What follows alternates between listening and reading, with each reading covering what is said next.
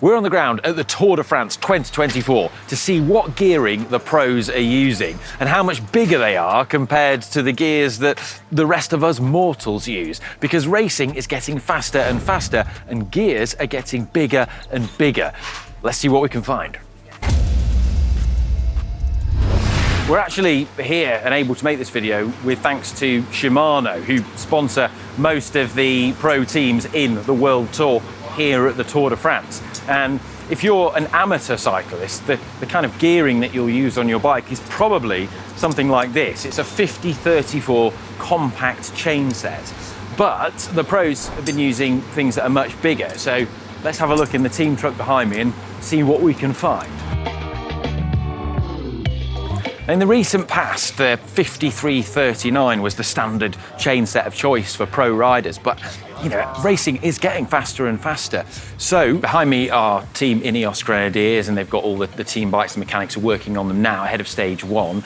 And this is actually Geraint Thomas's #1 team bike. And well, all of the Ineos Grenadiers bikes are decked out in the best of the best.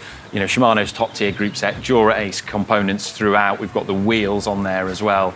And the thing that stands out immediately from all of these bikes is the way that the gearing has changed. So the standard thing that they've all got on ahead of stage one, which is really hilly, is 54-40 chain sets. Pretty much the whole team are running that, and that's paired with an 1134 cassette on the rear. But it's not just Ineos, we also checked out the bikes of Jayco AlUla. Got one of Simon Yates's bikes here, and you can see that the chain set is a 54-40, and that's paired with an 1134 cassette. And this is what he's using almost exclusively across all his bikes. He's got 4 bikes here, and they all have this gearing on them. Some riders are using even bigger gearing, 55s, 56s, and on the time trial bikes, we're seeing, as mentioned, dinner plates. Now this 58 has to be paired with a 44, and the 54 has to be paired with a 40, and that's because you can't have too big a gap between the chain rings.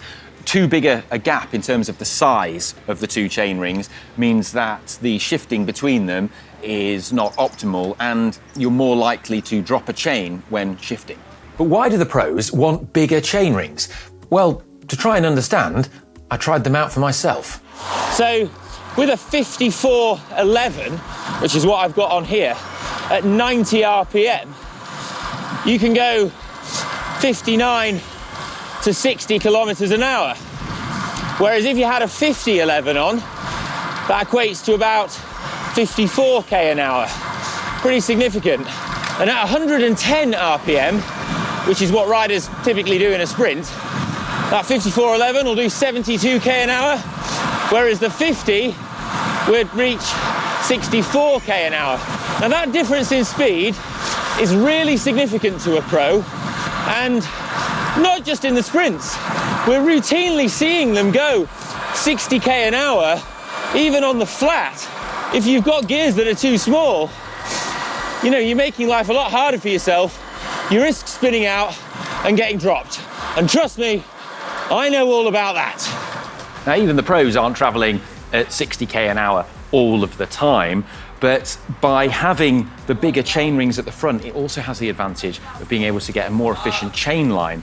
And it means that they can run that bigger chain ring and then have the chain in the middle of the cassette, in something like the 17-tooth cog.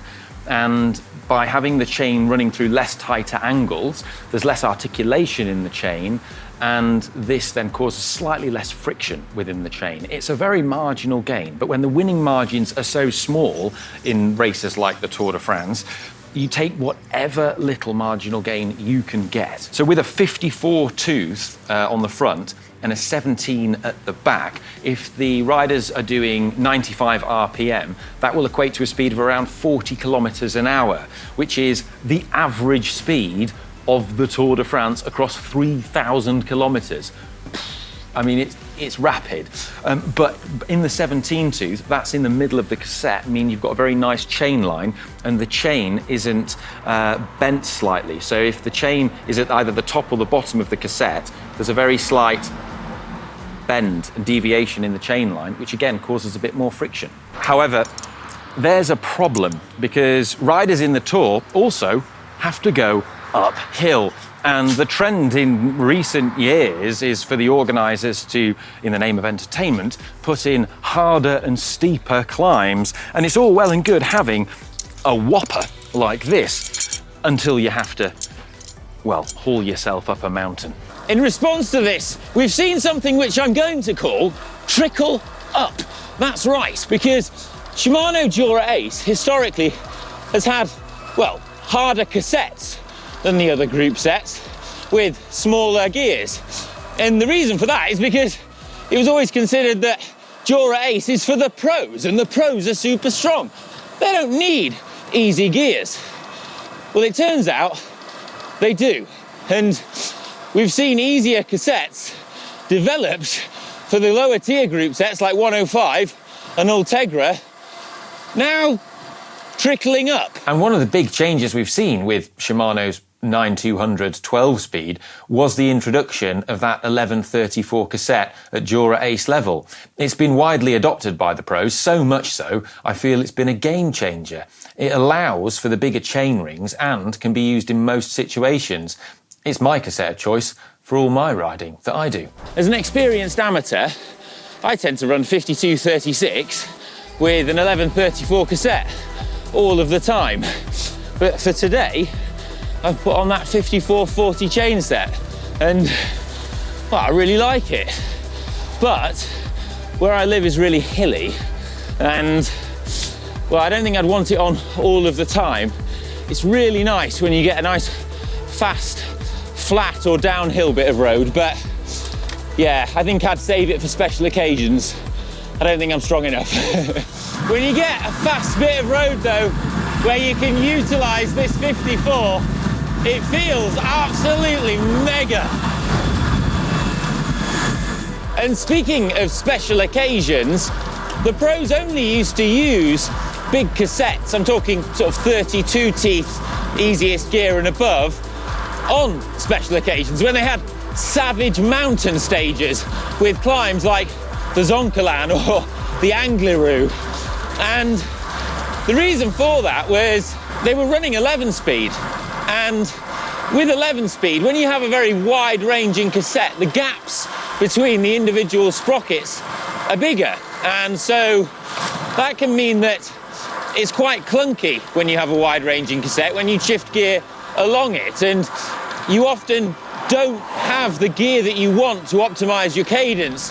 Because the gaps are bigger, it means that sometimes the sort of cadence that you want to be pedaling at, you find yourself in between two gears and either pedaling too fast or too slow and not having the gear that you want. But that problem has been mitigated by 12 speed, and that's one of the big advantages of 12 speed, because you've basically got an 11 speed cassette with a closer ratio, and then just as a bonus, that 34 tooth added on as a get out of jail card. It's great, and that's why I run it all the time.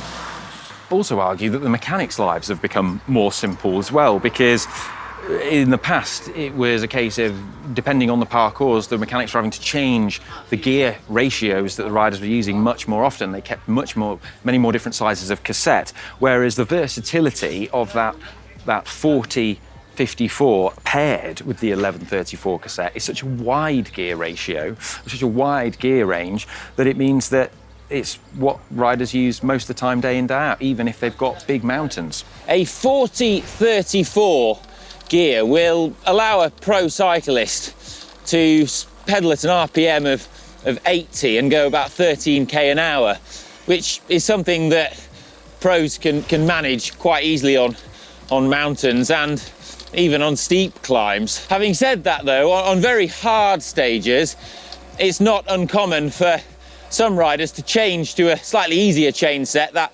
mid-compact 5236, especially if they're in the gruppetto and they're just trying to make time cut.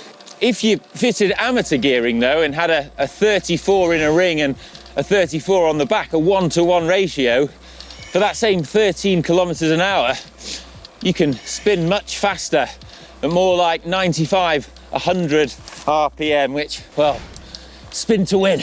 This is some more chain rings that the mechanics have got out of the truck for me from Ineos Grenadiers, and it's a monster 5644. So a real big gear, and this is something that is not for their time trial bikes. Like 10 years ago, this is the kind of thing they would have put on time trial bikes. They're even bigger now as well. But this is for a road bike. And if I cast my mind back to when Geraint Thomas won Paris-Nice, prior to him winning the Tour de France, you know, that's over 5 years ago now. But for that stage, which finished down a sort of downhill and then into Nice, descending from Aes, it's a very wide flowing descent, and so he specially put on a 54 chainring. Everyone else was sort of running 53s, and you think now that's what they run as standard. You know, it really does highlight how far the racing has come and how much faster it's got.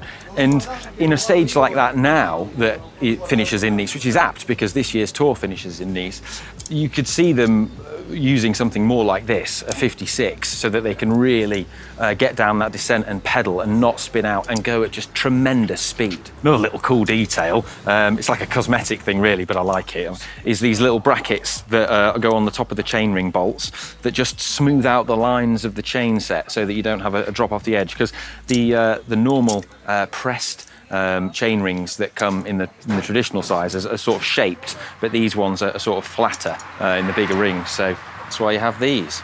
Nice. Well, this has been mega. It's been proper cool seeing the team bikes and the chain rings that they're using. Big thanks to Shimano for making this video happen, and also to Ineos Grenadiers and Jayco AlUla for letting us film some of their bikes. And well, I'm going to go now. If you want to see more hot tech then from the Tour de France, then make sure you check out our other videos. Subscribe to the channel if you haven't, and see you in the next one. I'm going to go now. Love you. Bye.